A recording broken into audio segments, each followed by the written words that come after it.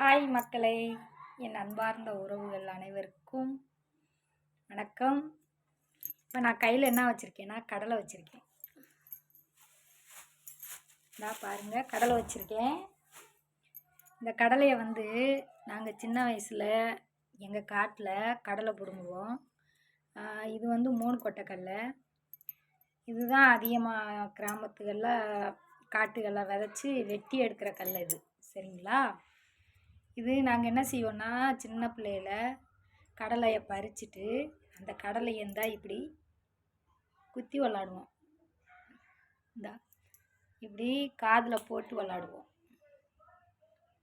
தோடு அப்போ தோடெல்லாம் சரியாக எடுத்து தர மாட்டாங்க.